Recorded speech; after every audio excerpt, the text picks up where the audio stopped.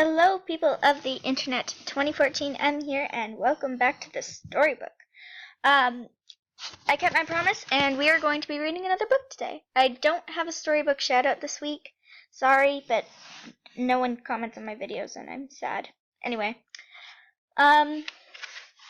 this time we are reading Legend of the Ghost Dog, and I really loved this book when I was little, and by little I mean 3rd grade. And so, I think you'll enjoy it. So today we're just going to read the prologue. So without further ado, let's get started. I am old now, and I have lived in this hollow near the creek all my life. When I was a girl, this land was clear and open. I could watch the northern lights overhead, rippling and snaking through the night sky. Now Mother Earth is taking this place back to herself, one tree, one bush, one vine at a time. One day she will come for me too, and I will go easily enough. I am tied to this land, but they are not happy ties. When death comes for me, I will gladly go, even if there is nothing beyond it, even if I will only sleep, as an old poet said, the sleep of the apples. My childhood house is gone now, collapsed into nothing but rotting lumber, and I am sad for it. It was a good home, warm and roomy, and it was there that my family built a kennel. It was there that we raised dogs. They were no ordinary dogs, but the best of the best.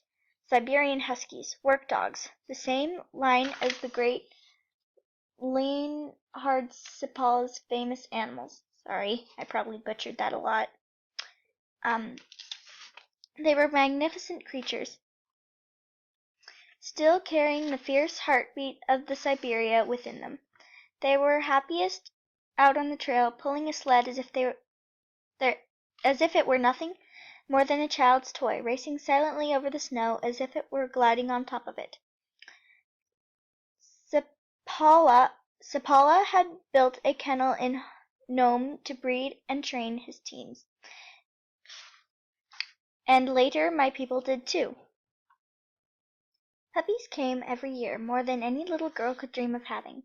Scylla and I loved them as we loved each other, and shared them as sisters share even what does not belong to them. And our work was important, for all dogs must grow comfortable with people. They must bond with humans and mingle with them from the moment their eyes open. Scylla and I loved our job of playing with the pups, but we knew that they were not pets. Though they were gentle as lambs, they were working dogs. We knew we must never think of them as our own, not even Chaspin. We were living a dream, we just didn't know it. The rest of the world was far from us, and we thought nothing could reach us on the outskirts of Nome, certainly not the happenings in a tiny country on the other side of the world called Vietnam. But we were wrong. The war left no one untouched. Eventually all 3 of our brothers would be called to serve, but Jim was the first to go, in one of the earliest waves of Marines sent off to a place called Da Nang. A darkness had come in the year 1965, but Scylla and I pretended not to notice. 2 of the dogs had litters, and Chaspin was one of the pups. He was black from head to tail, a lovely deep black that almost looked blue in the sunlight. Scylla said the color reminded her of a drawing she'd seen in the darkest parts of the Caspian Sea, and that's how he got his name. We both fell in love. Scylla and I played with all the puppies as Daddy instructed us to do, but it was Chaspin we went running to see each morning. Chaspin knew we loved him better than the others. He was never rolling around and wrestling with the rest of them when he came down. He'd sit to one side watching the door. He waited for us every day, always sitting there like that even if we came late.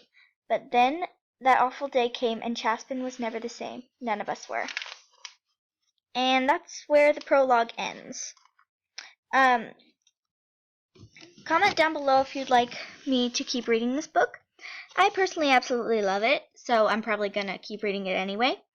And also, make sure to comment down below what book you want me to read next. I like hearing your suggestions.